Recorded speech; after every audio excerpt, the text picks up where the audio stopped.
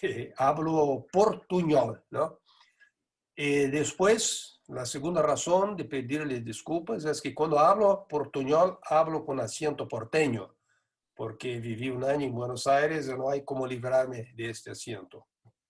Entonces, esta es una charla de actualización de clasificaciones en fracturas cervicales altas, pero como una orientación de tratamiento. Así que vamos despacio en la clasificación, cómo se puede tratar mejor una fractura de la columna cervical alta basada en su clasificación. Por acá hay es un aplicativo. Ese aplicativo, AO Sargent Reference, tiene todas las clasificaciones sacra, torácica, lumbar, subaxial y suboccipital, pero no está hasta que les voy a hablar hoy porque está en proceso de validación. Bueno, la pregunta es, ¿por qué clasificar una fractura de columna vertebral en cualquier una de las regiones? Si podemos sacar una placa o una tomografía y ver bien la lesión. ¿Cuál es la razón y por qué clasificar una fractura de columna vertebral? Bueno, principalmente para registro. Es una documentación. Para los pagadores es importante definir qué es lo que estamos tratando y por qué tenemos que cobrar o tener un costo mayor para una u otra fractura. Entonces, es un registro para documentación, también para investigación, estudios epidemiológicos, evaluación de técnicas, de resultados, para educación de residentes, de becarios, ¿no? Por aspectos legales, algunas fracturas tendrán un pronóstico peor de entrada, entonces mejor tener una anotación en la hoja de entrada del enfermo por aspectos legales, pero principalmente para planificación del tratamiento, clasificación, que nos dé una gravedad y un pronóstico.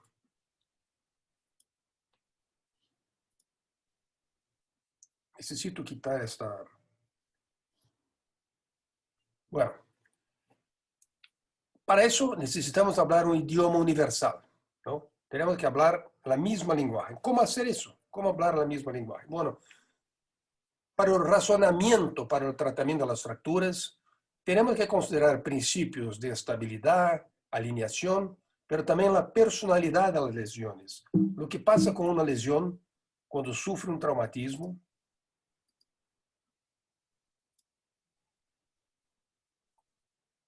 y la intensidad del traumatismo, ¿qué cosa va a producir? Eso es la personalidad de la lesión. La mejor forma de evaluar eso es con una clasificación. Ese tipo, Maurice Miller, que era el fundador del grupo AO, era un genio. Él creó toda la organización AO en basada en que él no se encontraba contento con el estudio, con las clasificaciones, con la forma de tratamiento de las fracturas. Y por eso empezó a tratar de clasificar para tres cosas: identificar una lesión de una manera simple y reproducible, para tener la capacidad de calificación, darle un valor prognóstico, o para facilitar la indicación del tratamiento, esto es, hacer una planificación. Eso es la ventaja y es la idea sobre. Entonces, antes de entrar exactamente en la fractura cervical alta, voy rápidamente les dar un concepto por detrás de las clasificaciones AO. Todas las clasificaciones AO Spine se basaron en un proceso especial, en un porqué de la clasificación, en su estudio de fiabilidad. Porque, ¿cuál fue el proceso? En 2005, la organización AO dice, bueno, vamos a clasificar las fracturas de columna, que tienen muchas clasificaciones. Son más de 70 clasificaciones y no resultó en nada. En 2006, llamamos un segundo time de especialistas, no resultó en nada. En 2010, cuando yo estaba en la presidencia de la organización AO Spine, yo creé los Trauma Knowledge Forums, que son una reunión de Key Opinion Leaders. Y esos tipos empezaron a estudiar la clasificación siguiendo una metodología de AOCID, que es AO Clínica, Investigación y Documentación. ¿En qué consistió eso? Este tipo, Laurent Odiger, que era un epidemiólogo, trabajando con clasificaciones pediátricas, él llegó a conclusión. Él dijo, ustedes ortopedistas o médicos en general, creen una clasificación del cero. Dando su nombre, está hecha la clasificación. No hay ningún estudio, ningún proceso, ninguna lógica. Y por ahí tenemos muchas clasificaciones publicadas. Cada uno tiene su clasificación. Entonces, ellos publicaron un trabajo diciendo o que una clasificación, un sistema de clasificación debe consistir. Y los principios eran que la clasificación tendría que ser clínicamente relevante, incluyendo los elementos más relevantes del caso. Tenía que ser fiable, tener una precisión a partir de acuerdo entre expertos. Y tendría que ser precisa, representando lo que se pretende. Y decía que una clasificación solo puede etiquetarse como válida una vez que se ha demostrado que cumple esos tres requisitos cruciales. Entonces, esta metodología fue una proposta de clasificación, estudios internos, un pequeño grupo de 16 personas, después un estudio multicéntrico y finalmente estudios clínicos. Teníamos debates face a face, reuniones web, correos electrónicos, después íconos que eram dibujados para vencer barreiras econômicas, sociais, culturais, de língua. O ícono tendria que reproduzir exatamente o que pensávamos nós outros. Isso é extremamente custoso e caro, porque o ícono se hacía uma vez, alguém dibujava e todos teriam que aprovar. Depois, provas internas hasta a validação. Então, todo isso se ha hecho para cada uma das classificações, sempre utilizando três critérios: a classificação morfológica, isto é, a forma, a deformidade e a fratura; a lesão neurológica, em seu momento de apresentação, não é o ASIA ou estándares internacionais; e modificadores clínicos, que podem modificar sua indicação cirúrgica. E para a cervical, a descrição da faceta. Começamos com esse trabalho em 2013, da classificação toracolumbar, que tem muitos estudos de outros grupos confirmando sua validade. Depois seguimos com a classificação cervical em 2015, também com validação. E depois seguimos com a classificação sacral, também com sua validação, publicada este ano em Journal of Bone. Por que em Journal of Bone e não em revista de coluna? Porque muitos traumatólogos, quando tratam da cadeira ou da fratura da pelvis, muitas vezes ignoram o sacro ou não se planteia uma solução para o sacro. Por isso, a intenção de publicar uma revista que tem ampla circulação entre os traumatólogos. E, finalmente, isto foi embasado sempre em características morfológicas, que criaram os tipos A, B e C. Se bem que A é compressão, B é banda de tensão e C é desplazamento total, estes não são, os vetores não são a base de classificação. Por isso é importante dizer que esta não é uma classificação mecanística. Ela deduz o mecanismo por suas características de deformidade. E por que participação de Magel? Isso é um problema hasta político. Eu tive que visitar Magel em St. Gallen, na Suíça, em 2013. Esse Fritz Magel, acá estava já retirado, 80 e pico de anos, com espalda plana, sequela de uma cirurgia mal hecha, coitado, pobre, para que nos diera permissão de usar sua classificação, que leva seu nome, tem suas ideias, mas foi desenvolvida por Max Aevi. Então, foi um problema político, porque Max não queria permitir-nos utilizar a classificação como base. Pero são coisas que eu pude contornar até que vieram as classificações. É importante dizer, especialmente para um grupo de neurocirurgianos como vocês, que tem muito mais valor à ressonância magnética, que nem todos os serviços em Colômbia têm uma ressonância magnética em la sala de guardia. E se dizemos que todo paciente tem que ter uma ressonância magnética, é problemático e hasta pode gerar problemas legais para o médico. Então, fizemos vários estudos, e esse é um dos estudos que publicamos, mostrando que Aunque la resonancia magnética confió una modesta sensibilidad en lesiones del tipo ligamentaria B2, este estudio no apoya la necesidad de una resonancia magnética de rutina para la evaluación de inestabilidad o cirugía. Enviamos placas, enviamos tomografías y después resonancia. La resonancia no cambió la decisión tomada por la placa y la tomografía. Eso permite que los cirujanos de cualquier especialidad, pero involucrados en columna, puedan tratar de las fracturas con placas y tomografías. Y ahora llegamos a la clasificación cervical, ¿no? Esta clasificación empezó ahora su llamada para validación. Empezamos el proceso de validación de la clasificación subaxial y en ese exacto momento, por este mes de octubre. Eso va a tomar unos 2, 3 meses. Después de eso, el estudio, acredito que por junio del año que viene va a ser publicada. Pero nos anticipamos cuando hablo a ustedes porque ya estudiamos mucho esta clasificación. ¿Por qué esta clasificación? Hay más de 20 clasificaciones para las fracturas de occipito C1 y C2. Ninguna es uniformemente aceita por la comunidad. Ninguna es completa. Son de 72 tipos diferentes de lesiones. Y hay una diferencia regional en la terminología preferida. La columna cervical superior tiene objetivos conflictivos. Uno es facilitar el movimiento. El 50% del movimiento se produce entre occipito C1 y C2, especialmente en rotación. Y proteger la médula espinal. Es una junta occipito cervical congruente, pero falta estabilidad ósea hasta C2 y tiene una anatomía vascular compleja.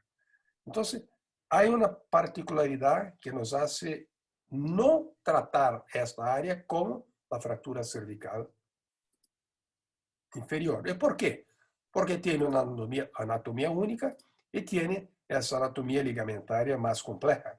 La estabilidad es muy dependiente de los ligamentos. Y tiene conceptos biomecánicos propios, flexión, rotación lateral, inclinación lateral, con una concentración de flexioextensión en esta área y de rotación en C1, C2.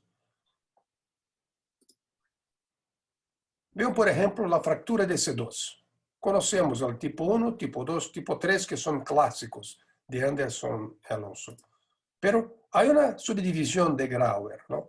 Y estas subdivisiones también tienen otra, Dickman tiene una otra análisis de fracturas de C1. Entonces, hay muchas cosas, ¿no? Y no englobo, por ejemplo, estas fracturas, que les voy a mostrar casos de estas fracturas, no están bien representadas en la clasificación de Anderson de Alonso, por ejemplo.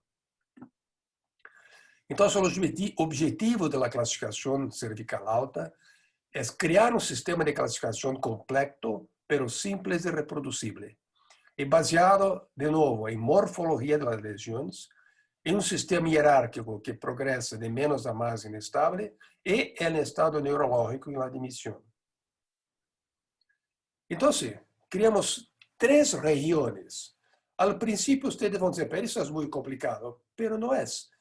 Cuando se coloca así en la pantalla parece mucha cosa, ¿no? Pero mire, siempre unimos un hueso con una articulación. Y se queda muy sencillo. Se demuestra que son 3 regiones. Una, el hueso es el cóndilo occipital y articulación occipital C1. Es una región anatómica. El segundo es hueso es el anillo de C1 con sus masas laterales y articulación C1, C2. Y la tercera región es la fractura de C2 y articulación C2, C3. Entonces, no hay que hacer mucho esfuerzo para imaginar que son 3 áreas distintas o 3 regiones basadas en su anatomía y función. 1, 2 y 3. Y con eso aplicamos los conceptos de A, B y C a cada una de las regiones, de acuerdo a la anatomía y la fisiología regional. Entonces, tipo A, tipo B y tipo C, que creo que ustedes conocen bien de las otras fracturas, ¿no? siempre una región 1, región 2, región 3. Cada una de ellas va a tener lesión tipo A, tipo B y tipo C. Y dentro de este mecanismo podemos incluir todas las alteraciones traumáticas. Por neurología, no es la clasificación ASIA, pero es la entrada. Cuando vemos al enfermo, si está intacto neurológico, si tiene un déficit neurológico transitorio, si tiene radiculopatía, si tiene lesión completa o incompleta, si no se puede examinar, o se tiene una lesión que está progresando rápidamente con déficit motor. Mire que no es la clasificación ASIA, es una cosa más rápida, mirar el enfermo y decidir lo que tiene, ¿no? Y eso puede nos ayudar a definir, en basado en la región, en el tipo, el tratamiento. Que son modificadores, son situaciones especiales que pueden hacer que una fractura del tipo A estable, que merecería un tratamiento conservador, se pueda cambiar el tratamiento para quirúrgico o al contrario, por causa de un modificador. Por ejemplo, M1, lesiones de alto riesgo de non-unión, las fracturas tipo 2 de odontoide. No es una lesión tan inestable, pero pueden generar una pseudoartrosis, M1. M2 es una lesión que no está desplazada o aún no está desplazada, pero tiene un gran potencial para inestabilidad. M3 son factores específicos del enfermo influenciando su fractura, como lesiones que tienen lesiones reumáticas, espondilitis anquilosantes, o M4, que tiene una lesión vascular que puede afectar el tratamiento. Entonces, modificadores es más una cosa norteamericana para justificar el tratamiento que se va a dar al enfermo para los pagadores, pero es una cosa completa y legal. Entonces, otra vez, mirando así, es muy complejo. No es simple y es reproducible porque son 3 áreas: hueso, articulación, hueso, articulación, hueso, articulación y ABC. Basta que usted tenga una lesión y decidir en qué área está la lesión. Entonces, las categorías van a producir un tratamiento basado en esta clasificación. Las lesiones del tipo A son lesiones óseas sin ligamentos afectados de forma importante. Son lesiones frecuentemente estables. Y el manejo no quirúrgico conservador suele ser apropiado. Esto es basado en el estudio, en la clasificación, en la experiencia. Lesiones del tipo B son lesiones de banda de tensión y tienen una lesión ligamentosa con o sin lesión ósea. Puede ser inestable o estable dependiendo de los detalles de la lesión. Y no hay separación completa de la integridad anatómica. El manejo puede ser quirúrgico o no, dependiendo de la aplicación de los criterios. Y finalmente, lesiones del tipo C son lesiones con traducción, translación significativa en cualquier plano direccional y separación de la integridad anatómica. Son lesiones, por definición, inestables y que requieren un tratamiento quirúrgico. Cualquier mudanza del eje en este sentido, o rotación, o en este sentido, es una lesión del tipo C. No necesita tener un desplazamiento solo del eje. Y los modificadores son los que ya les expliqué, ¿no? Por ejemplo, fumadores de dos carteras de cigarrillos al día, o modificadores. No es necesario que su enfermo tenga modificador, pero si lo tiene, puede ayudarlo, teniendo eso en mente o en la tabla, puede ayudarlo a tomar una decisión. En neurología la misma cosa, ¿no? Déficit transitorio, que es generalmente dentro de las 24 horas desde el momento de la decisión, radiculopatía, lesión completa, incompleta. Eso hay que anotar porque define con los modificadores el pronóstico y su decisión de tratamiento temprano o alejado. Entonces, vamos a ver ahora unas lesiones y su tratamiento. Siempre les voy a mostrar en la pantalla la clasificación y en verde el área que vamos a estudiar. Entonces, siempre, primera área, lesión del cóndilo, tipo A, tipo B y tipo C. Tipo A son fracturas simples o cominutivas del cóndilo occipital. Esas fracturas no eran bien o no son bien interpretadas porque o no se las hace con cuidado o no se hace una tomografía que es indispensable, eso no se ve en las placas, ¿no? El tratamiento es un colar Filadelfia. No tiene lesión ligamentaria, y son lesiones que se clasificaban como Pasquale y Montesano, o otras clasificaciones existiendo para esa región, pero se le ponemos como lesiones aisladas, ese es el tratamiento. Y acá vemos en amarillo una indicación de dónde están estas fracturas. Difícil de ver si el médico de la tomografía no recibe una información detallada de dónde es el dolor del enfermo y qué hay que buscar. Normalmente no se hacen cortes que sean tan importantes en la región occipital, ¿no? Pero son fracturas mínimas responsables por el dolor del enfermo. El collar que hablamos siempre para inmovilizaciones va a ser un Filadelfia. No es un colar soft, que es un colar postoperatorio, diría, ¿no? Ni un colar hard que permite muchos movimientos de rotación, pero el Filadelfia en sus varias formas, esta es la manera de movilizar conservadoramente una lesión cervical alta. Pasamos a la misma región, cóndilo occipital y junción cráneo-cervical. Fraturas no desviadas, pero hay algunos signos de lesión ligamentaria, con o sin fractura del cóndilo, pero aún sin desplazamiento, porque si hay desplazamiento es un tipo C. Mire que eso es muy difícil de determinar.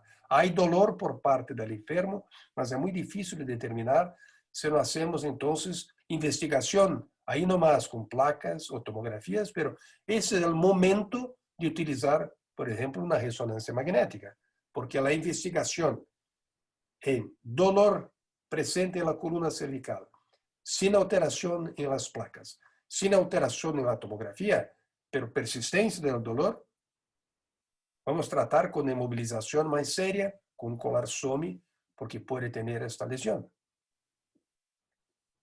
Esa es la interpretación, ¿no? No hay señales en la tomografía, o un radiólogo puede ver alguna distancia, alguna diferencia, pero no son señales en la radiografía.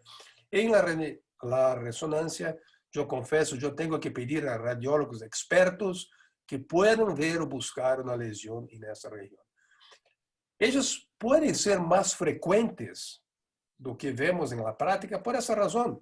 No es sencillo, aún con resonancia de buena calidad, no es muy sencillo identificar. Hay que hacer cortes especiales y hay que pedir al radiólogo que se involucre más en el proceso de diagnóstico para tener una idea, ¿no? Comparando la tomografía y la resonancia, para tener una idea de lo que es. Pero son lesiones que no tienen desplazamiento y la inmovilización con los colares SOMI. SOMI es External Occipital Mental Immobilization, un colar SOMI para niños o adultos. Se puede ajustar mejor con estas barritas acá, con la clave que se hace tracción en el cuello, o el halo veste. Pero el halo veste para lesiones que son o que a lo largo del tratamiento se mostraron muy inestables, ¿no? Esas son las posibilidades. El halo veste no es una cosa tan sencilla. Y las lesiones del tipo C, aún de la primera área, primera región anatómica, cóndilo, tenemos el tipo C. ¿Qué es el tipo C? Cualquier lesión con desplazamiento en la imagen. Esos enfermos son muy raros porque la mayor parte se mueren en el transporte, van a óbito inmediatamente después del trauma, o mueren en el hospital por insuficiencia respiratoria, por lesión medular muy alta. Pero el tratamiento moderno, el transporte por las unidades de atención en la calle, que son muy eficientes hoy día, inmovilización, el diagnóstico más rápido en algunas unidades de emergencia nivel 1, están mostrando a enfermos que sobreviven, ese sobreviven, esta es la única solución al tratamiento quirúrgico con una artrodesis occipito-cervical.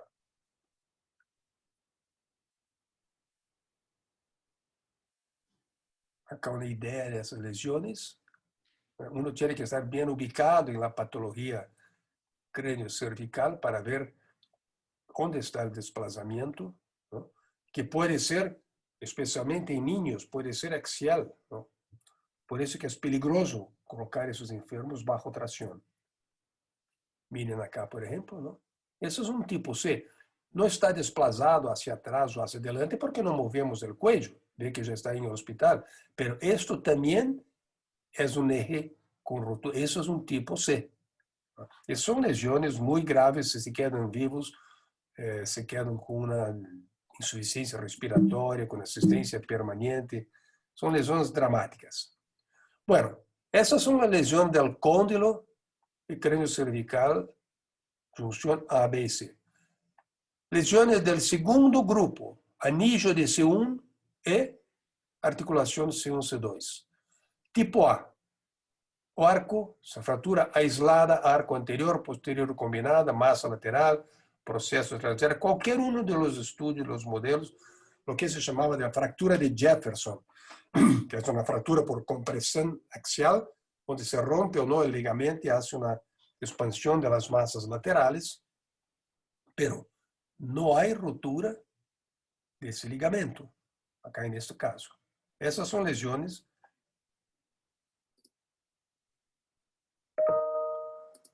que pueden ser tratadas con colar Filadelfia. No hay ninguna necesidad de cirugía, no hay ninguna inestabilidad o riesgo de desplazamiento, ese es colar Filadelfia. Acá podemos ver algunas lesiones de ese tipo, ¿no es cierto? Acá, con la masa lateral, o por acá.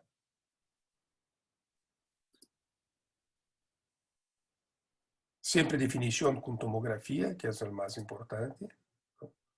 Y vemos siempre que puede haber, a veces, doble lesión anterior o posterior, comunicación de la masa. Por inestabilidad, no tiene indicación de cirugía.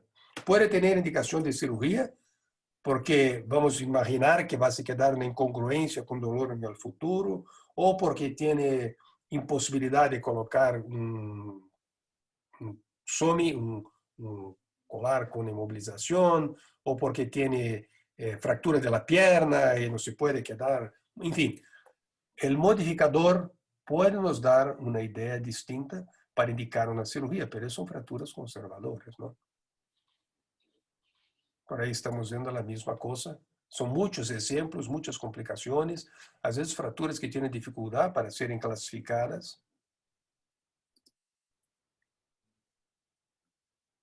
Como por ejemplo,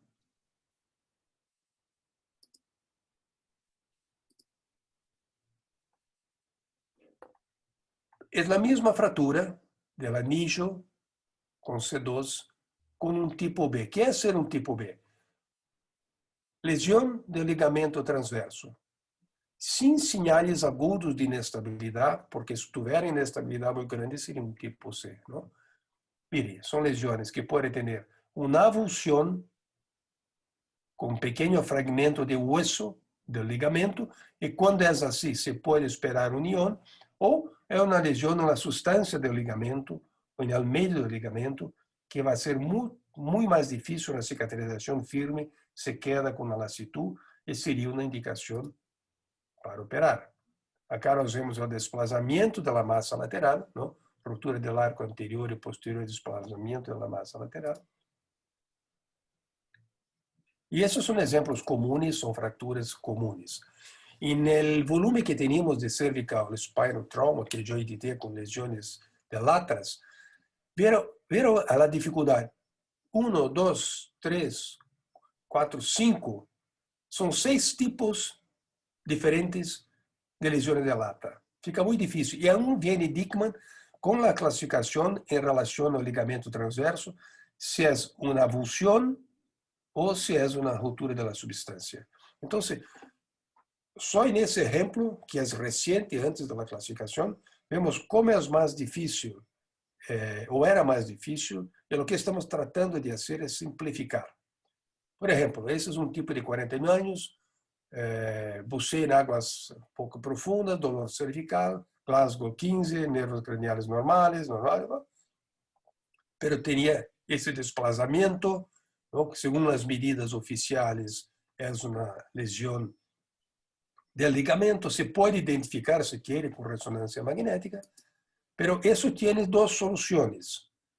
Se puede hacer la cirugía con fijación con tornillos de este tipo, vía posterior, pedículo de C2 e massa lateral de C1, que é esta forma. Isso está também em sala de referência com descrição dessa cirurgia e os riscos que representa a artéria vertebral, todos lo sabem, para essa cirurgia, pero é uma solução que pode ter uma mais sencilla solução com esta. Isso foi de nosso serviço também, operado por via posterior, colocando tornillos e cerrando os tornillos e fazendo compressão, cerrando a fratura e permitindo que o ligamento pueda cicatrizar.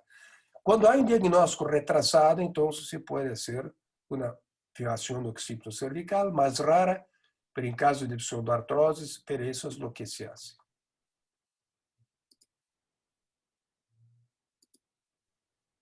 Aún em el segundo grupo, fraturas aisladas, tipo A, ligamentárias tipo B e tipo C. Tipo C são estas fraturas que temos uma inestabilidade óbvia de C1, C2, com translação, distração, interrupção articular, Jefferson mais grave, mais cápsula, que são essas lesões dibujadas acá, que podem ocorrer de qualquer uma das formas. Acá se pode ver a reconstrução da tomografia. A tomografia, o corte axial da tomografia também mostra muito bem a rotação que se produz. São fraturas que se pode diagnosticar perfeitamente. E há uma tipo C, que é a inestabilidade atlantoaxial, que eram fraturas rotacionais que William Fielding los classificava muito bem com a classificação complexa, mas é uma instabilidade rotacional.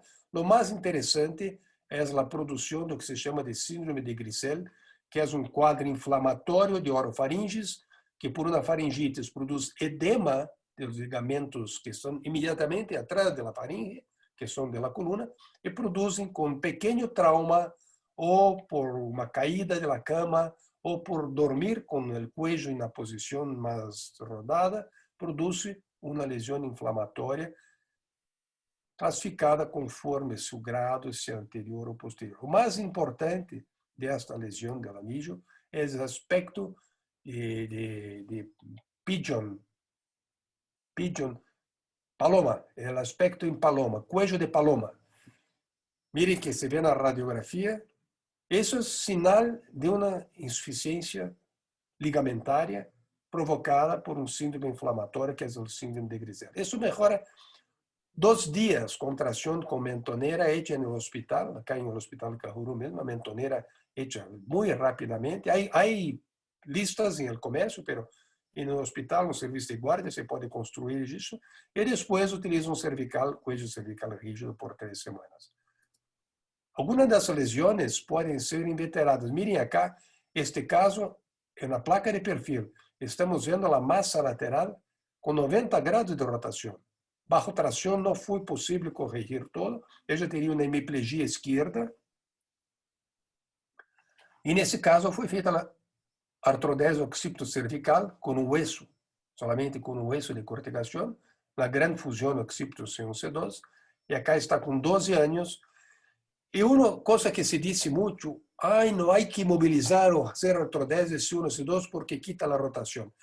Mire, eu tenho muita experiência nisso. Muitos casos, por necessidade como esse, de fazer a artrodese C1, C2, na época que não tínhamos tornillos de massa lateral, e os enfermos nunca tiveram percepção de sua perda de rotação, porque nadie mira o cuello, sempre miramos o corpo. Então, não é um déficit muito grande.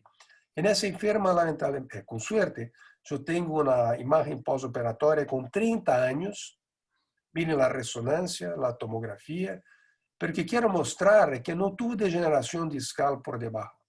Não pongo a foto porque a natureza não foi muito gentil com ela, é um pouquinho maltratada por la vida, então é melhor não colocar a foto. Pero para mostrar que uma artrodese occipito-cervical que quita a rotação C1, C2 se pode fazer sem grande problema. O que não se pode é vir um enfermo com isso, com 1 ano de evolução, com uma deslocação rotacional inveterada, porque não lhe hicieron o diagnóstico de entrada.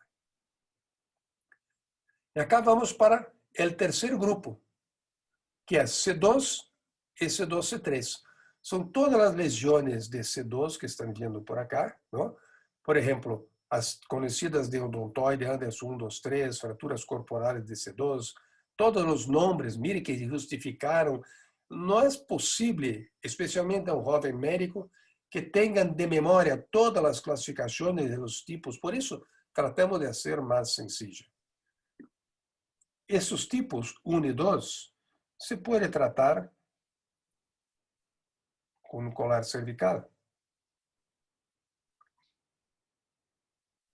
El tipo 3 sería una fixación rígida. Disculpe, el tipo 2, el tipo 1 o el tipo 3 se va mejor con colar Filadelfia. El tipo 2 es un halo con movilización rígida y cirugía porque sabemos que suele ocurrir muchas pseudoartrosis. Entonces, el halo, no sé cuántos de ustedes tuvieron oportunidad de aplicarlos. Eso en mi vida fue un momento, no teníamos tornillos en la década de 70, 80. Hacíamos mucho eso para corrección de deformidades cervicales, trauma cervical, halo para tracción en escoliosis. Pero tiene riesgos, ¿no? En la forma de colocar, hay que colocar sobre la línea de ecuador para abajo para que no haga un escalpe, para que no arranque el cuero, el cabello. Hay muchas complicaciones que pueden ocurrir si no somos expertos en colocar el halo. Este es un paciente brasileño que tuvo una fractura y fue tratado con halo veste. Era un escritor que escribió un libro muy interesante, El prisionero del halo veste, y cuenta todo el drama de un enfermo con un instrumento como ese por 3 meses en su cabeza. Por eso, especialmente cuando tenemos un enfermo de 80 años con una fractura de este tipo, hay una discusión, ¿se opera o no opera porque tiene 80 años? Bueno, hoy se conoce muy bien que si le instala un halo veste, se va a morir. La complicación es muy segura. Hay que operarse enfermos aún añosos porque van mejor siempre con la cirugía. Es menos riesgo do que colocar en inmovilización o una pseudoartrosis que va a demorar mucho tiempo. Entonces, ve este tipo, ¿no? Con una lesión. Es una lesión del tipo A, sin ligamentos, sin banda de tensión, sin lesión discal. No hay mucha cosa, pero es una lesión con un modificador M1, porque es una lesión de alto riesgo de non-ion, ¿eh? Y tiene un factor de riesgo específico del paciente de 80 años. Es una fractura de odontoide geriátrico. La indicación puede ser tornillo del odontoide, si el hueso no es osteoporótico, porque son huesos osteoporóticos y los tornillos no se prenden bien, o puede ser una fusión según C2. En las fracturas de odontoide, siempre preferimos tratarlas con tornillos anteriores. Y mire, ese es un tornillo que se colocaba en el tobillo, son tornillos de maléolo. No había tornillo específico para odontoide en el principio de eso. Esos son casos de los años 80. Yo colocaba tornillos del maléolo que tiene una ruesca muy fuerte para hacer compresión y túnel liso por acá. Pero después con los tornillos de odontoide canulados es mucho más sencillo. O que hay que llamar la atención es que la fractura de odontoide puede estar oculta. Esa es una complicación muy común, suele ocurrir. Sin tomografía van a pasar desapercibidas. En este libro de la Sociedad Brasileña de Ortopedia, yo escribí el capítulo de ortopedia de columna y mire, acá no parece que tiene fractura, pero en extensión se desplaza 2 semanas después del trauma. Acá no parece que tiene fractura, pero con tomografía se ve la fractura. Entonces, la tomografía es segura, proporciona mejores imágenes, es el examen padrón, es lo que se tiene que ver exactamente en las lesiones de odontoide. Esos son casos muy interesantes. No se ve, en extensión aparece 6 meses de trauma, el dolor, se hace la teste dinámico, se desplaza. Esse se colocou o yeso de Minerva. Yeso Minerva é um yeso que inclui o cuello, o corpo, uma coisa terrível para quem lo usa e para o médico que lo hace também. 4 meses después le quitan el yeso y aquí está el enfermo pobre con ese desplazamiento. Entonces, son lesiones todas para se operar, ¿no? Accidente automovilístico, dolor en toda columna, tenía una fractura también de columna torácica. ¿Cuáles son las razones del diagnóstico equivocado? Politrauma, placas de baja calidad, evaluación clínica que no fue importante, tomografía. Siempre que se sospecha trauma, columna cervical alta, las placas no muestran, uno no va a hacer flexión y extensión en la sala de guardia porque es peligroso, la tomografía puede resolver el problema y la solución es el tornillo de odontoides vía anterior, que es la mejor solución para esos enfermos. Entonces, 45 años, dolor del cuello sin síntomas neurológicos, ver la fractura. Una fractura diferente, ¿no? Un tipo raro de fractura. Por eso se incluye neste grupo. Fractura de C2 y C2 es una fractura articular, ¿no? Tipo A, sin banda de tensión, es una fractura de Hangman atípica. Ela involucra solamente los pedículos y el cuerpo. No hay traslación ni ligamentos. Pero es un M2. Tiene un potencial significativo de inestabilidad. Entonces uno puede pretender un tratamiento con inmovilización más rígida o una inmovilización quirúrgica o por lo menos un seguimiento de este enfermo más cercano con 3 semanas de placa para evitar un desplazamiento peligroso. Lesiones del tipo B con banda de tensión, también del tercer y último grupo anatómico. Son estas fracturas o estas fracturas. No hay lesión total del disco, entonces no hay posibilidad de un gran desplazamiento.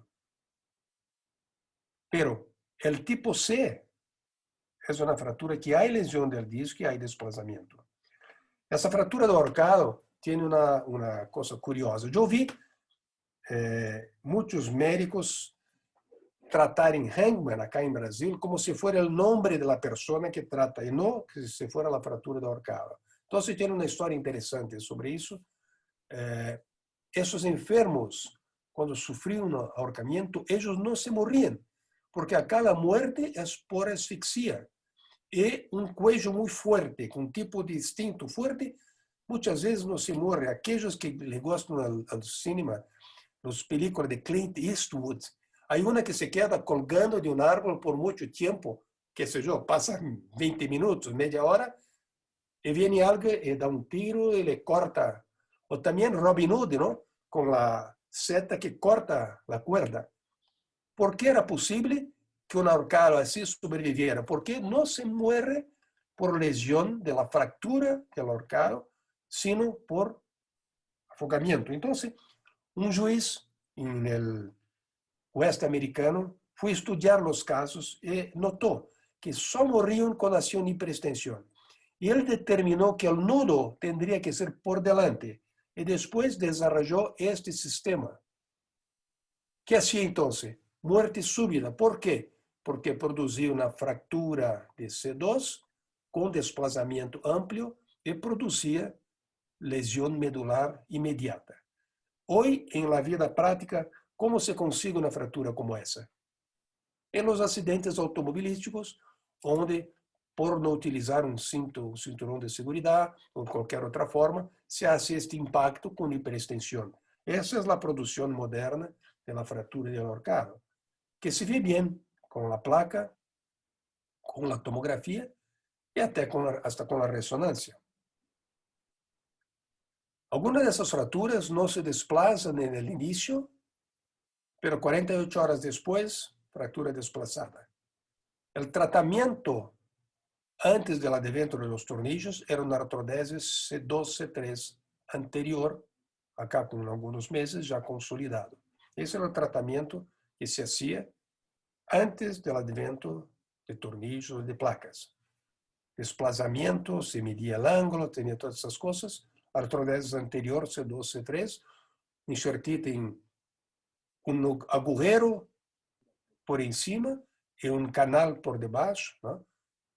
Era peg and plug, que se hacía una técnica muy interesante Pero hoy, esta fractura puede no tener ningún desvío, o un desvío anterior con angulación, o un desplazamiento de la carilla articular.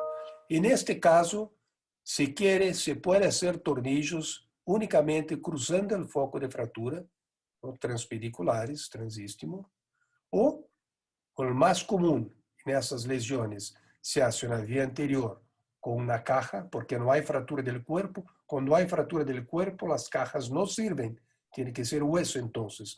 Pero si no hay fractura del cuerpo, reducción, remoción del disco, una caja y tornillos, o cuando están desplazadas las articulaciones o lujadas, tiene que ir por atrás para remover la articulación o colocarla en su posición habitual. Esa es la solución. Hay que irse C1, C2, C3. Entonces son dos áreas artrodizadas contra una. Entonces, mi preferencia siempre es esta por acá. Eso lo hacíamos entonces. Es un caso del servicio nuestro. Es un caso que creo que operó el doctor Luis Gustavo. Ese es un caso mío, hace mucho tiempo, cruzando el foco de fractura apenas. Hoy lo haría por vía anterior, sin duda. Como en este caso, ¿no? Con desplazamiento de ese tipo, se hace una placa vía anterior. Parece una cosa muy clara para todos nosotros, ¿no? Sin embargo, miren este enfermo. Eso fue de agora. En abril tuve este trauma. Fui a un hospital ortopédico acá en Curitiba. Tenía un buen estudio que les mostré en la primera diapositiva. Y lo que hace el cirujano. Ahora, en abril, una fixación del arco posterior a la lámina fracturada de la vértebra. Una completa incomprensión de lo que es la fractura, de su clasificación, de su interpretación radiológica. Él ha hecho una fijación de un elemento fracturado, solto, flojo, al arco de C1, que no sirvió para nada. Acá está el desplazamiento porque la fractura está por acá. Esta es la lesión, no acá, ¿no? Pero eso se ha hecho acá en Curitiba. El tipo tenía 80 años. Debido al COVID, lo operamos en junio, por vía anterior, ¿no? Y acá con 4 meses, aparentemente, ignorando lo que tenía por detrás, mas libre de cualquier secuela.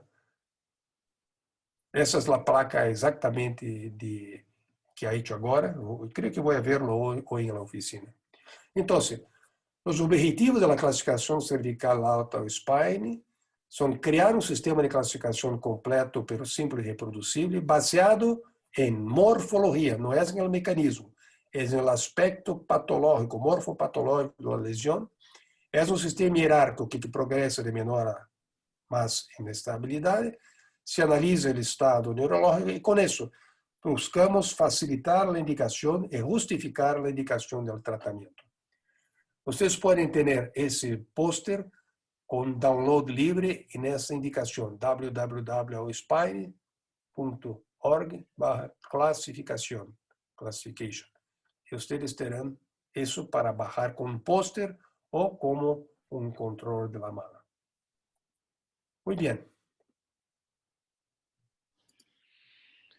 Doctor Viali, muchísimas gracias. Una conferencia que demuestra a las claras luces todos sus aportes al manejo y a la comprensión de estas fracturas de una manera muy didáctica, bastante útil. Seguramente en el auditorio hay muchísimas más inquietudes y preguntas.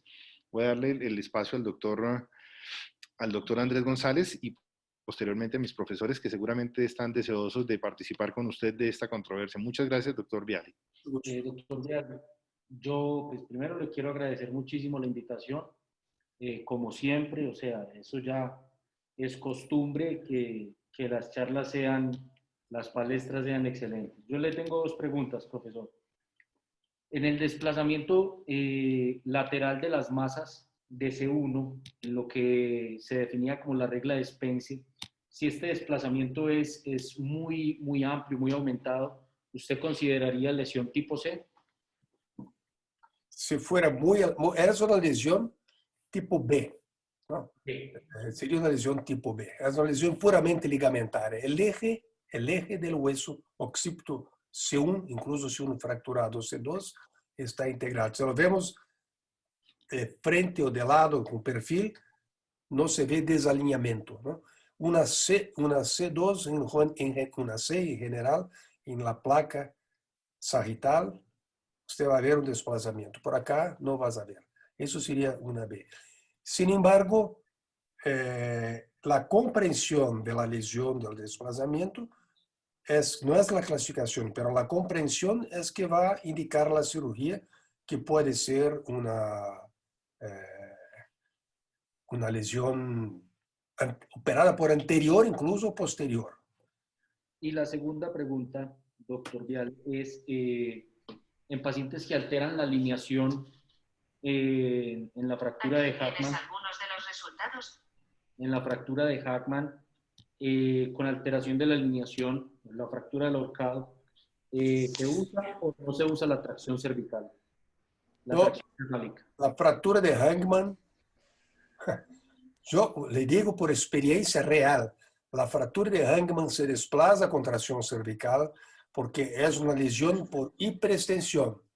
Entonces, al colocar un enfermo en tracción en la camilla, está haciendo más hiperextensión. No hay como hacer tracción haciendo flexión. Pues es una verdad, pues. Entonces, siempre que, en algunos casos, que coloqué tracción porque no podía operarlo rápidamente, tuvimos este problema de desplazamiento mayor. Uno de los dos casos que les mostré se desplazó. Cuando traté de colocar en tracción, se desplazó aún más. Entonces, fractura de C2, coloca un cuello en Filadelfia para operar después. También hay, a ese respecto, acá tenemos una pregunta de Juan Jara, Andrés, de Asunción. Sí. Juan Jara, un neurocirujano de Asunción, que saluda a los amigos de Colombia, pero él pregunta sobre el test de tracción del doctor Bellabarba para deslocación occipito-C1. El test de tracción de Carlos Bellabarba, Juan, es un test cuando hay dudas del grado de inestabilidad en una lesión occipito-C1, le hace un test de tracción. Este test puede matar al enfermo. Entonces hay que hacerlo bajo control o médico. El médico tiene que hacerlo. No se puede pedir eso. Y hay que hacer una placa con mínimo de tracción. Si no se desplaza, hacer un poquito más de tracción. Si no se desplaza, hacer un poquito más de tracción. Nunca empezar haciendo una gran tracción, que es el riesgo de mandar al paciente a la sala de rayos y un técnico le va a hacer una tracción y se desplaza totalmente, ¿no? Son casos sospechosos de lesión traumática total, con lesión ligamentaria total, que aparentemente no están desplazados, pero que a la cirugía, intubación, cualquier fisioterapia se van a desplazar. Esa es la indicación, ¿no? Se ha de tener en mente que al hacer tracción, pueden estar traccionando la médula a un nivel muy peligroso para producir una lesión fatal. Desgraciadamente, estos casos, la mayor parte, ellos mueren por el camino. Doctor Guinan, ¿tiene una pregunta? Sí. Bueno, buenos días, doctor Belé. Muchas gracias de verdad por la charla. De verdad que esto es para nosotros un honor que los esté visitando en estas tertulias. Estas son como unas reuniones para todos, como pues entre los que son profesores, los que somos alumnos y entre amigos en las que podemos comentar ciertos casos y compartir experiencias. Y quiero comentar con usted, o quiero hacer una pregunta, doctor Belé. Pues aquí entre todos a veces hablamos los desaciertos y uno aprende más de los desaciertos que de los aciertos. Tuve un caso recientemente con un paciente con una fractura odontoides tipo 2. Era un paciente VIH, obeso, y estábamos en pleno momento COVID aquí. Entonces pues la decisión fue como listo, cirugía, tornillo odontoideo, y lo pasamos a cirugía con un colega. Y pues en la cirugía tuvimos mucha dificultad para lograr la angulación para colocar el tornillo. La clavícula, el cuello era muy corto. En realidad tuvimos tanto trabajo que en un momento tuvimos salida de líquido cefalorraquídeo por el tornillo canulado. O sea, ya en ese momento decidimos quitarlo. Ya pues de tantos intentos, pues ya estábamos agotados, decidimos cerrar el paciente y le programamos una vía C1, C2 después. no está escrito, yo no encontré que el tornillo corto sea como una contraindicación para uno colocar el tornillo, el cuello corto, o no sé si fue la limitación técnica de nosotros, pero ¿hasta qué punto usted puede ser flexible? La pregunta es, ¿hasta qué punto puede ser flexible usted con una indicación de estas, cambiar la técnica a una vía anterior para un tornillo de dedo a No, una vía posterior? Carlos, eso no es una cosa rara, suele ocurrir. El cuello corto o el tórax muy pronunciado es con costillas y clavículas, muchas veces para hacer la perforación de C1, la incisión es en la altura de C5, C6, para hacer una incisión con una inclinación. Entonces, la cánula toda es muy inclinada. Muchas veces el tórax no permite, ¿no? Entonces, hay muchas veces que colocar al enfermo en posiciones especiales, botar la cabeza para atrás. Sin embargo, cuando hace muchas cosas así, la fractura se desplaza, ¿no? Se nos Porque hay que desplazó. operarla con reducción. Entonces, hay limitaciones técnicas sí, del cuello corto para hacer una cirugía como esa. Se tiene que hacer la cirugía eh, utilizando toda la técnica, los detalles, y puede ser que no sea posible. Esa es la indicación para operar por vía posterior. Yo tuve dificultades con enfermos por esta situación de su anatomía, pero no tuve nunca que evitar. Fue más difícil, incisión mayor, movilización, pero no me acuerdo de tener que parar la cirugía por este motivo. A lo mejor se ve que algo por el proceso, por el enfermo muy obeso, alguna cosa así, va a se quedar muy difícil. Yo creo que es mejor empezar por detrás y hacer la fusión C1, C2. La mayor parte de los cirujanos, Carlos, especialmente los más jóvenes, tiene esta idea que artrodesis C1, C2 quita una rotación importante. Yo tengo muchos, 8, 10 casos de artrodesis occipito cervical que no se quita mucho la rotación. Hay un enfermo que yo operé joven, él tiene ahora como 70 años, es campeón de travesía marítima aquí en nuestro litoral, tiene foto con sus trofeos y tiene una fusión en natación que tiene que hacer rotación derecha e izquierda. Así que si hay que hacer una artrodesis vía posterior para preservar la médula, para protección de la médula, yo ignoro la limitación de la rotación. Entonces, muchas veces tengo la duda, ¿no es posible hacer vía anterior? Bueno, hace vía posterior por una razón más noble, más importante. O sea, usted es más bien abierto a la vía, al occipito cervical, ¿no? Porque nosotros tenemos la idea de eso, uno solucionado, uno joven, no fijar el occipital por la limitación. Usted más bien Sí, es mire, flexible. la fijación C1, C2 es que te quita la mayor parte del movimiento de la rotación. Occipito C1, C2 en rotación no te quita nada, porque es C1, C2 que se quitó la rotación. Y la flexo-extensión se compensa con C2, 3, 4, 5, 6 y 7. Entonces, yo lo veo, por odontoides le haría una fijación C1, C2, ¿no?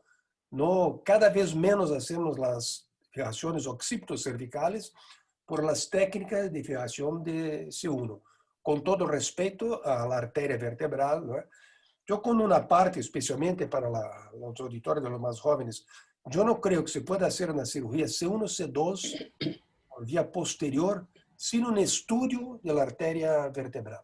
Eso es muy importante, ver la posición exacta de la arteria vertebral con la resonancia o con la angiotomografía, porque hay unos 20% de anomalías y no es raro tener una lesión de la arteria vertebral, que ahí eso ya tiene una limitación, no puede ir anterior, tener una arteria vertebral con lesión por atrás, te limita mucho las opciones. Entonces, si tengo que ir posterior, la limitación de movimiento, le digo, no es motivo para no hacerla, porque el enfermo no va a se dar cuenta de que tiene tamaña limitación, ¿no? La vida nos quita la limitación, nos quita el movimiento naturalmente. Apenas anticipamos un poquito eso. Muchas gracias, doctor Meni. Muchas gracias. Doctor Cerrato. Sí, Profe, buenos días. buenos Sí. días, profe. ¿Sí me escucha? Sí, señor. Sí, sí, señor. Bueno, primero que todo, muchísimas gracias, Juan Carlos. Felicitaciones, como siempre, por la forma en que ha llevado pues, estas conferencias que realmente son de gran ayuda, porque esto no es fácil, es muy difícil y precisamente tenemos aquí a una persona que conocemos y con la que hemos compartido desde hace muchísimos años, porque somos muy contemporáneos y que tiene todo el conocimiento habido y por haber de las personas que más saben de columna cervical en el mundo. Doy fe de eso porque hemos estado en muchos foros y hemos aportado mucho. Nos hemos encontrado con él en Singapur, en el Global Spine de Toronto el año pasado y pues para este año estaba programado el Global Spine que iba a ser su presidente Luis allí en Río. Lamentablemente pues por razones ya conocidas no se pudo realizar, pero sus enseñanzas a través de toda Latinoamérica y a nivel mundial han sido muy útiles porque esto es muy complicado. A quienes nos tocó vivir esta situación en que no se tenía ni siquiera a veces una tomografía, un CT scan, sino todo se hacía a través de rayos X, era muy complejo y el manejo, a mí me tocó ver pacientes que se murieron en el momento de poner un tractor craneano, porque no se conocía precisamente la clasificación, no se tenía un sentido común para el manejo de eso. Cuando uno comenzaba la residencia, por allá en los años 80 o antes, lo primero que le enseñaban a uno era saber cómo se colocaba un tractor craneano y cómo se debería de colocar, si anterior, si en línea media o si en vía posterior, que fue lo que me tocó ver en un momento en que pude apreciar esa situación. Esto es una bendición, saber que la AO ha invertido millones de dólares, de euros, para tener toda esta información que nos permite darle a los nuevos neurocirujanos y a los neurocirujanos en formación la posibilidad de hacer las cosas mejor y no sufrir como nos tocó en su momento cuando se tocaba colocar una Minerva que Luis hablaba ahorita. Eso era un desastre, el paciente desesperado, maloliente, todo escarado en su occipucio, y luego con la aparición de esa rueda que yo le llamaba la rueda de Chicago, que yo creo que Luis también la conoció, en que teníamos que colocar el paciente de pie, boca abajo, de medio lado, etcétera, que era para tratar de evitar precisamente esa complicación de las escaras y la posición del paciente con sus hipotensiones ortostáticas que hacían tan tremendas. De tal manera que pues le queremos dar a Luis los grandes y sinceros agradecimientos por todo esto que nos ha compartido y que hace, porque no sabemos mañana a quién es que nos va a tocar. Entonces, tenemos que estar bien preparados, ustedes muchachos, residentes del servicio actualmente y los neurocirujanos en formación, que puedan tener todos estos conocimientos. Y qué mejor que lo que hemos visto hoy, esa explicación sucinta y bien organizada para poder tomar una decisión quirúrgica. De tal manera que muchísimas gracias, Luis. Muchos saludos a Emiliano, que también es nuestro gran amigo, y su hijo, que también nos está aportando mucho en la formación de los nuevos y futuros neurocirujanos. Un abrazo y muchas gracias una vez más al servicio, a mi servicio, que lo llevamos en nuestro corazón. Muchas gracias, Gabriel, por sus palabras. Hay una cosa curiosa. Esta semana yo doy una clase a los estudiantes de medicina sobre fractura de columna cervical en general. Cómo se deben comportar, cómo recibir el enfermo, la indicación del Nexus o del Canadian System, cuándo hacer placas, cuándo no hacer placas, los parámetros, todo. Entonces, eran 90 alumnos, también por el Zoom, ¿no? Eso fue ahora el miércoles, este miércoles por la mañana. Entonces me pregunto, profesor, disculpa, usted es un traumatólogo, ¿no? Yo soy un traumatólogo, pero yo hago cirugía de columna. Y él me dice, doctor, ¿y qué disputa es esa de hacer, cómo debo me comportar si voy a un traumatólogo o voy a un neurocirujano para tratar mi columna? Pregúntame. Digo, mire, no veo eso como cosa de traumatólogo. En la Fundación AO, cuando tuve la oportunidad de presidirla, yo creé una clasificación que es cirujano de columna, ni siquiera neurólogo, traumatólogo, cirujano de columna, porque yo creo que cirujano de columna es una formación especial. Por eso que con conceptos de la neuroquirurgia y con conceptos de la ortopedia, de la traumatología, hemos tratado de ofrecer a los neurocirujanos y ortopedistas, en fin, a los cirujanos de columna, un conjunto de herramientas para que pueda hacer el tratamiento mejor del enfermo. Entonces respondí a ese estudiante que de México hasta el Chile no hay ningún país donde yo no tenga neurocirujanos entrenados por mí. En Colombia, Bogotá, Pasto, ¿conocen a Pasto? Bucaramanga, Mérida, Cali, Pereira. No hay ciudad también en Venezuela, no había ciudad donde no tenga neurocirujano. Lo que más raro, hay un cirujano de Costa Rica, un costarricense, que después de 3 meses en una cena, yo descubrí que él era un neurocirujano y él descubrí que yo era un traumatólogo, porque hasta 3 meses nos tratábamos como cirujano de columna. Fue una sorpresa. Así que hoy día lo que recomiendo a los jóvenes es que traten de ubicarse en los problemas de columna para beneficio del enfermo. En el site que yo coloqué acá, el www.AOSurgery Reference, que creamos y que son módulos carísimos, hay información para los jóvenes que aún es sin costo, ¿no? Es un programa carísimo, pero aún sin costo, que es justamente para colaborar con el que el doctor Himmler nos dijo, de tratar de ofrecer a los más jóvenes una oportunidad de se especializar más, cualquier que sea su origen de formación médica, para traer un beneficio a los enfermos. Esta es la idea con la clasificación AO, que está, la última que está siendo validada. Quisiera hacer otro aporte, que muchas veces, bueno, ahora es mucho más difícil de que se presenten ese tipo de complicaciones o de situaciones en que se nos pasan por alto muchas cosas. Yo recuerdo casos, el Hospital Militar, obviamente por sus mismas características, es uno de los centros en Colombia que más recibe este tipo de patología, más pues con los problemas de guerra que se tuvieron y por el trauma que se maneja en todas las brigadas de militares. Llegan remitidos, es un centro de referencia de todo el país. Entonces, vienen todas las patologías.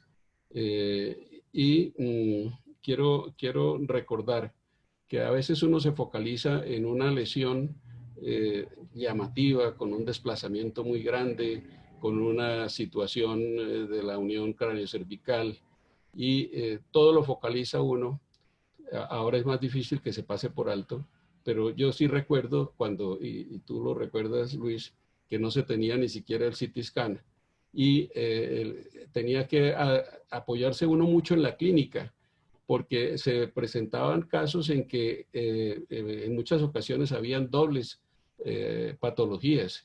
No se tenía cómo poder clarificar una fractura o una luxación a nivel de C7, y tenía uno que darse sus mañas en posición de nadador con los rayos X, volteando el paciente para un lado y para el otro, y con una lesión también alta, y entonces resulta que también sucedía eso, pacientes que de pronto no tenían una lesión total por una fractura muy grande y dramática cervical alta, y resulta que en esa unión en que difícilmente se podía hacer el diagnóstico, se tenía una lesión que finalmente le daba una paraplegia al paciente. Entonces siempre pensar en la clínica, examinar muy bien el paciente y que haya una correlación entre las imágenes radiológicas y el compromiso neurológico que tiene el paciente. Sí, claro. Les quiero trasladar una pregunta que me está haciendo aquí. Sí, un colega acá. Esta discusión ya la hemos tenido en la reunión de la segunda feira, pero para aprovechar a la pregunta. Él le traslada si el cajetín ancorado o autobloqueado, como le decimos acá, usted lo utilizaría en la fractura con desplazamiento C2-C3. Sí, mire, yo utilicé para las fracturas subaxiales, de C3 para abajo, el cajetín o la caja anclado, con tornillos, ¿no es cierto? Sí. Son las cajas con tornillos. Eso es, Andrés. Sí, señor, eso es. Cajas con son las cajas con tornillos. Entonces, para desplazamiento C2, C3, es peligroso utilizar únicamente la caja con tornillo porque esa es una gran inestabilidad y el peso de la cabeza llega muy directamente en esta región. Yo para esta región lo recomiendo es una placa con la caja, pero sin tornillos, con la placa que es más fuerte y más firme. En el último caso que les mostré, yo tenía la caja con tornillos, porque se operó reciente. En el momento de la cirugía, mirando la inestabilidad que tenía cuando comprimía C2 para atrás, decidí no colocar, quería hacer una experiencia de colocar la caja con tornillo, pero no creo que eso va a funcionar en C2, C3. Ese C4, C5, cuando hay desplazamiento completo, ¿no? Lujación completa, y que no hay fractura del cuerpo, nuestra conducta es reducción anterior y colocación de la caja. Eso hacíamos de rutina, pero cuando hay mucha inestabilidad, peligroso. Mejor hacerlo con la placa. Y yo diría así, para ficar bien claro para todos ustedes, las placas, las cajas atornilladas, los cajetín con tornillos anclados, son para patología degenerativa, no para patología traumática. Traumática es cajetín aislado con hueso y placa. Eso se queda con un mensaje más Claro. provechoso, ¿no? Sí, señor, de acuerdo, doctor Viale. Listo, doctor Viale. La gente tiene que ir aquí a sus actividades laborales, de trabajo. Le queremos agradecer muchísimo. El doctor Luque le agradece mucho que usted haya aceptado nuestra invitación. Un gran honor, doctor Viale. Que tenga un feliz día y una buena semana. Sí, otra vez, mucho obrigado, muchas gracias por la invitación. Fue un gran placer y espero que pueda haber colaborado con ustedes para Muchísimo. la comprensión mejor de las fracturas de esta región. Doctor Viale, Saludos a todos y un buen fin de semana. solo una pregunta más. Si a futuro estas charlas van a quedar grabadas en YouTube, ¿usted nos autoriza? ¿Al futuro? No, ahora. De aquí a un mes, 2 meses. Doctor. Bueno, para YouTube yo tenía que estar con corbata, ¿no? Está bien, doctor. Hasta luego. Hasta luego, un abrazo. Bueno, Bye. muchas gracias a Muchas todos. gracias. Gracias. Muchas gracias, saludos. Muchas gracias. Estos días les hago llegar la invitación de nuestro próximo invitado y como siempre, pues diciéndolos, unirnos en oración con la salud del doctor Zorro, que lo tenemos en nuestro corazón. Es un gran guerrero y seguro que va a salir de esto muy pronto. Un abrazo. ¿Y dónde lo acabó? ¿Ya lo acabó? Sí, señor. Listo.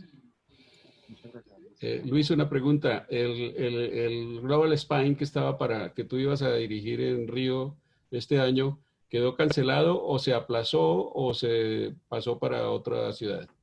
Sí, no, ese quedó cancelado porque el COVID no permitía que estuviéramos en Río. Entonces, lamentablemente, teníamos casi 1000 inscripciones previas y tuvimos que cancelarlas. Y el próximo va a ser el año que viene, va a ser en Francia, en París, pero va a ser también en la forma moderna, parte presencial, parte por internet. Hay, por ejemplo, los que quieren presentar temas libres van a poder hacerlo, si no pueden viajar, de su casa, ¿no? Con un sistema como Zoom, por ejemplo. Todas las compañías y las organizaciones de congreso ahora están preparados para hacer transmisiones simultáneas en vivo y por internet, presencial o por internet en todos los congresos. Así que va a ser una mezcla. El congreso de Davos ese año tiene mitad va a ser por web, va a ser por transmisión web. ¿Ya tienes una fecha para el próximo Global Spine? Es mayo. Mayo, ok. Mayo, la segunda semana de mayo en París. Muchas gracias. ¿Está bien? Bueno, nos dejo entonces. Muchas gracias por su atención.